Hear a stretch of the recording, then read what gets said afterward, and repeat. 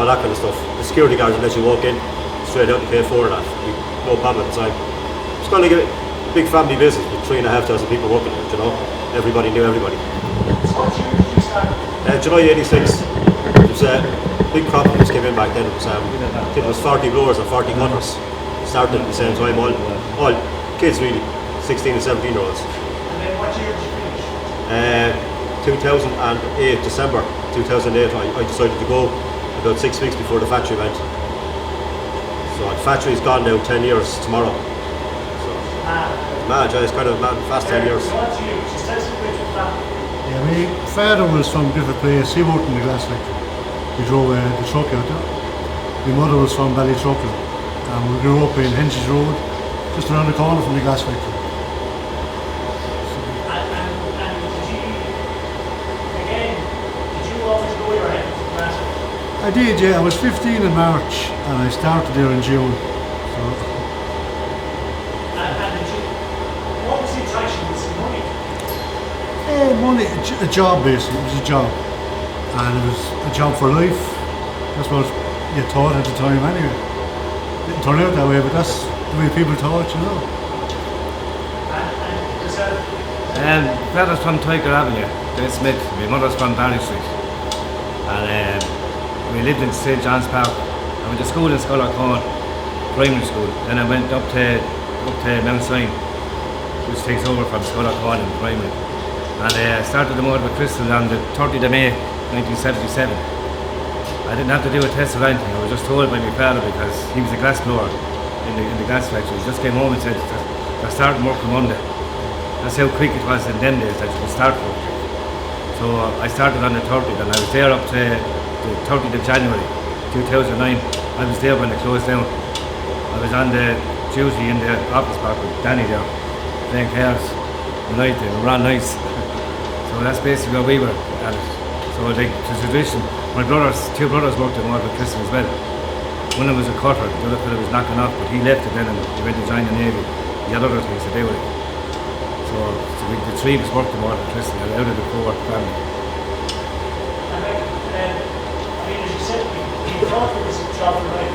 Absolutely, yeah. It was kind of mad that what happened at the end. So you were there at the end. What was that? It was sad like at the time, like I was doing training and stuff at the time, like when it closed down.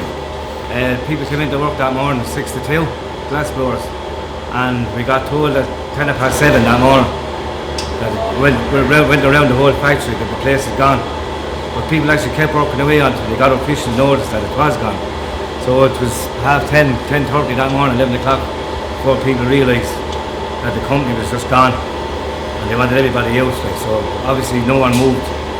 They had a sit-in over in the office block and we sat in for a few weeks, wasn't it, Danny? Yeah, it was, yeah. Like 6 or 8 weeks, like it was hard going, like no one was getting paid obviously, like, and no one knew what was going to happen. And they were hoping that people would step in, the government might step in, which they didn't, and that's the way it happened, like, you know, it would have took a hell of a lot to save it. It could have been saved, like, if they had right people had been there to do it.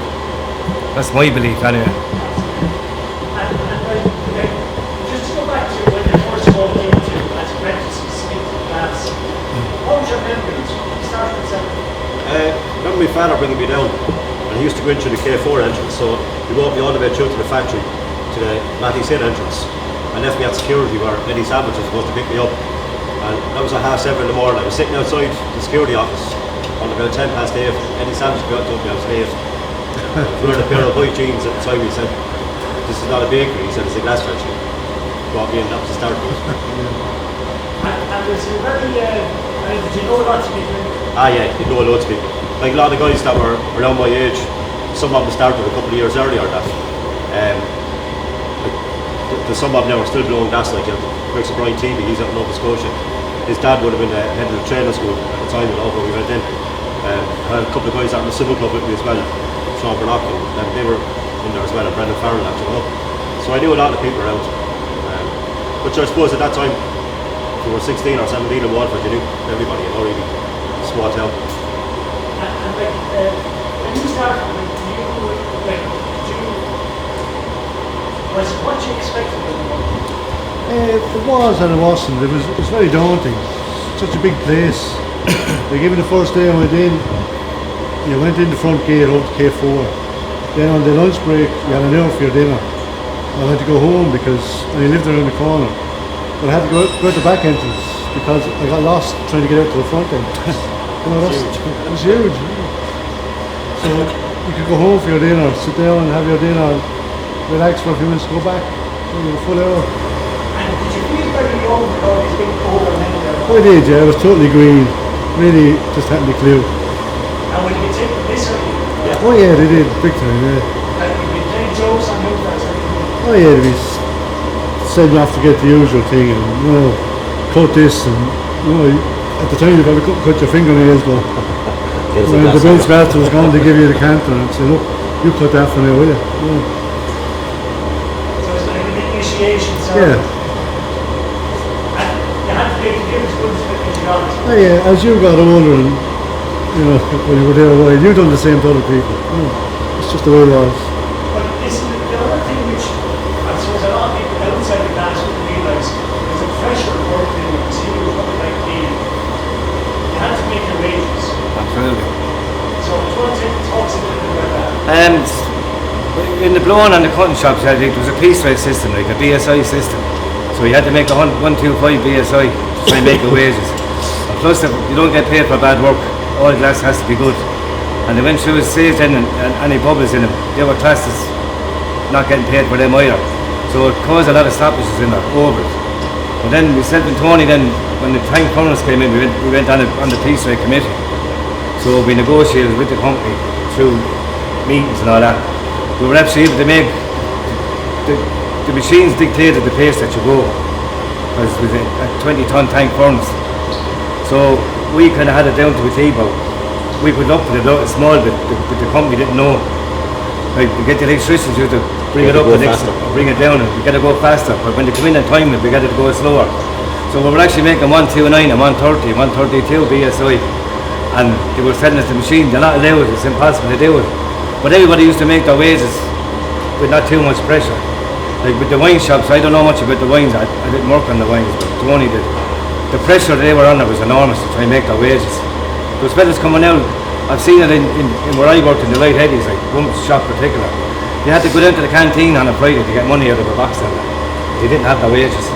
So what people were doing, they just stopped working there and down Tuesday. And the minute they hear K1 has stopped, all K2 will do, K3 and K4. They have the whole blown up stop for a day or 2 days. That's what happened. Like when before I started in there, I used to go down to my dad and down on Ash Road from Mount Sion at 2:30 or 3 o'clock in the evenings. And Willie Connolly had me up blowing balls.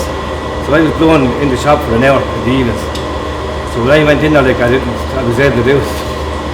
Because I was ahead of it. Like, 'cause I knew nothing else then. You served your time before you Before he went in there, like I knew nothing else, like only glass, like, so that's where I came from, like, you know what I mean?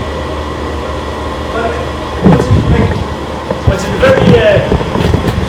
very macho? I mean, it's a very kind of macho atmosphere in class. Oh, it depends on who you're working with, like, there's fellas in there has a sense of humour, like, but there's a few fellas there you couldn't hide a thing, like, you know, one particular thing happened, like a fella had a tin mug, like, I don't mention his name, like, and the other fella took a sup of water out, the man caught him, and put his head down on the machine, going to put it in the machine, like, don't touch my mug, that's mine, you know, things like that, like, went on out there, fellas would have a row, like, or whatever, like, no, all bad things went on out there, like.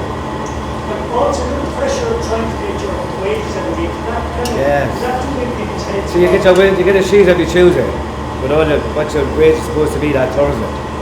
Now the wage has gone through already. You're trying to fight then if you're down so many hours and they leave you short 2 or 3 hours. Like, could make a difference again your wages. Like. Do that constant every week, trying to make a wages. I don't know why the cotton shop done it. They had a different system than us. It's not a lot of pressure. It was pressure, yeah. For people like, So anyway, there are bad weeks and good weeks. Yeah, it's Everybody's got. it bothered me at the time because I know more. But I think people with mortgages and all that, like, they're trying to feed our family, it was pressure family. What was the way you put it? Same thing, you want the piece rate system. You got a piece of glass and each pattern had a price on it. So you had to cut so many to make your wages. And like everything, some people were faster, some people were slower.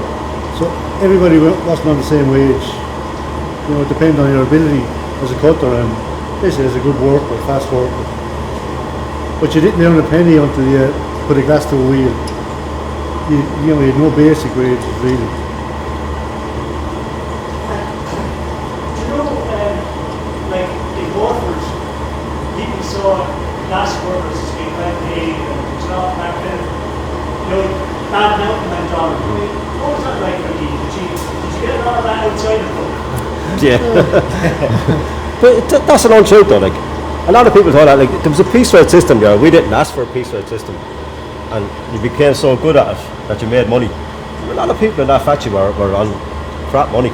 Let's be honest with you, all the general brokers were on rubbish money. My own father was there over 30 years now, and he drove the lorry there. And he had a name as a glass factory worker. But his wages weren't that high. My sister actually worked in the packing shop.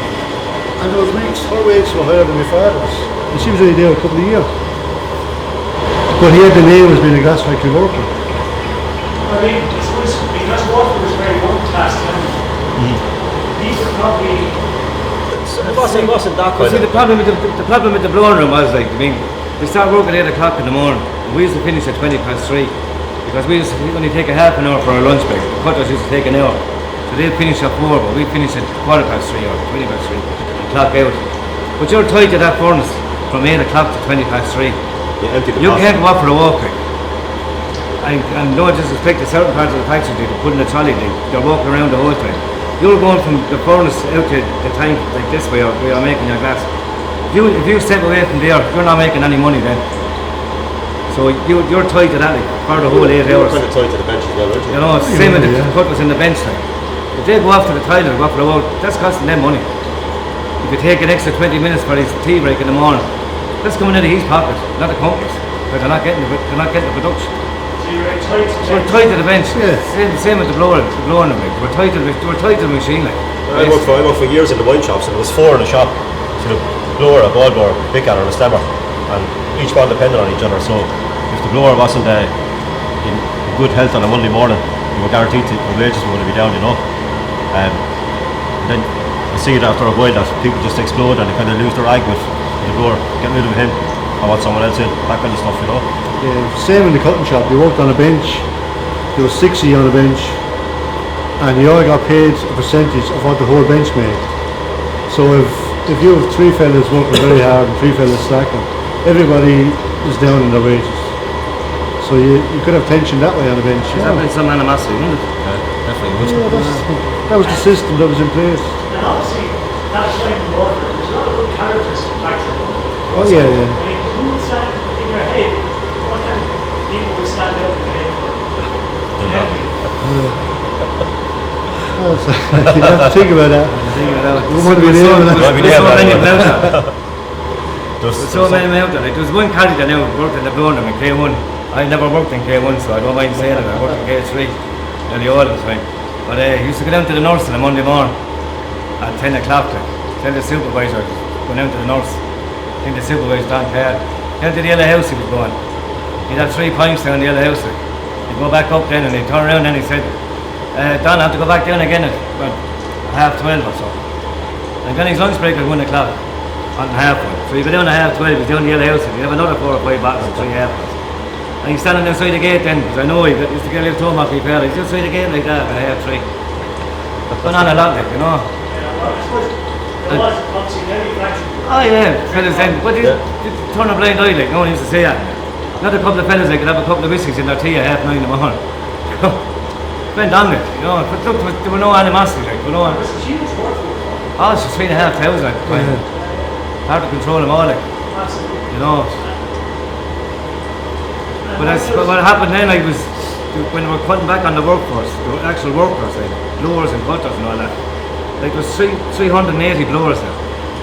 We ended up in the end with about 40 or 50, redundancy of that. But we were putting in more supervisors and taking away more people on production.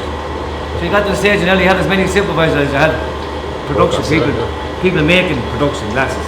And that's what kind of happened in the place. Putting fellas on staff, like, you know.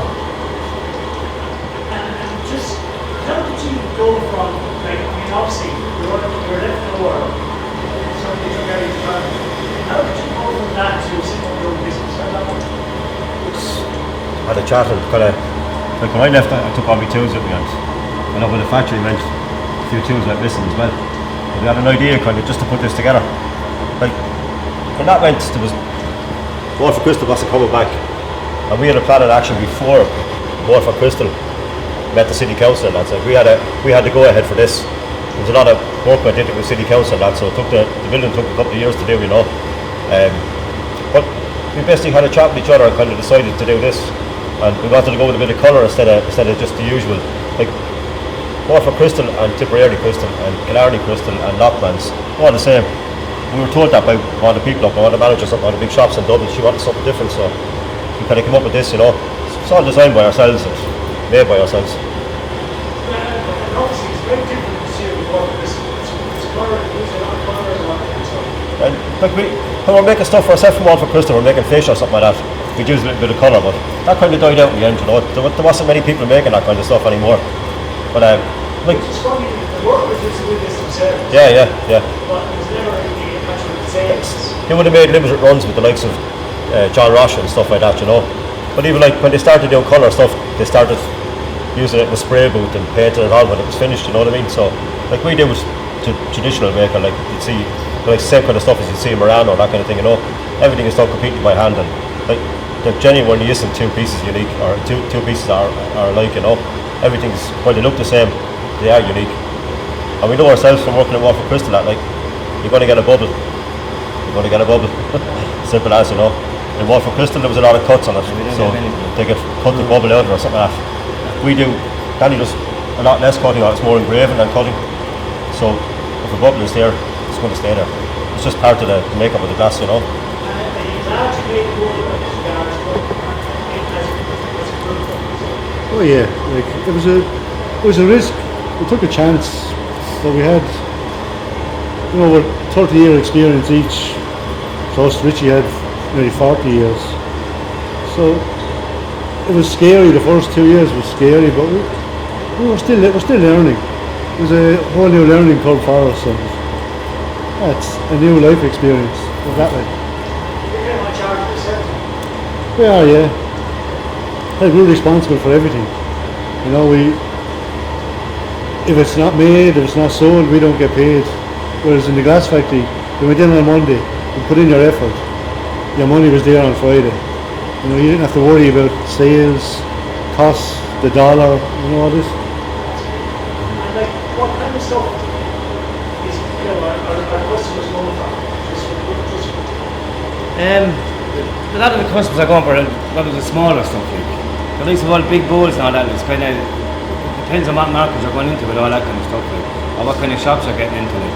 Like you have the likes of what's the name of the one up in Dublin, That's the word. House of Ireland. We have stuff in the airports as well, like. So like you're getting all kinds of customers in House of Ireland, like, where the American likes to pick up something small, put it in their pocket and bring it off on a plane. And that's the way they operate. So like we do a lot of stuff for House of Ireland as well, and all the other shops up the country. We have a lot of shops around there. But that art glass is huge in America. Yeah, it is, of course, yes. Area in America. You see, like in America they have some art glass, like, but it's made in China, and there's no comparison. No disrespect to China either. No comparison to our stuff. It's so light. The glass is so light. It's not. We use crystalline. We use non-leaded crystal. We use the same glass as Waterford Crystal, but we have no lead in it. So we don't have anybody coming at us then for, you know, health and safety, because from day one we went with non-leaded crystal. Where Waterford Crystal use lead. So we're kind of safe enough for that, and Americans understand all this as well too, so they feel more safer buying stuff with non-lead in it, because you don't have to get any certificate saying this is that, you know. So that's where a lot of Americans buy this stuff then, you see. And obviously the big difference is marketing. Yeah, well, we have a sales rep that works for us as well, like, so he has a lot of contacts. He actually worked in Waterford Crystal. We had another one before that, like, that went ahead of all sales, Anthony Conlon. He done a lot of work for us as well. He had all the contacts and all the phone numbers. He went around the country, like, and in all fairness, like, the two lads got stuck in and got us customers. Because we wouldn't have had time to do it, three of us, 4 of us. You couldn't be on the road and try and blow glass and cut glass at the same time. It's impossible. Like as Danny said, the first couple of years, like, there was weeks we had no wages. We just stuck it out, like, and just grin and bear it, like. You know, that was what we had to do, like.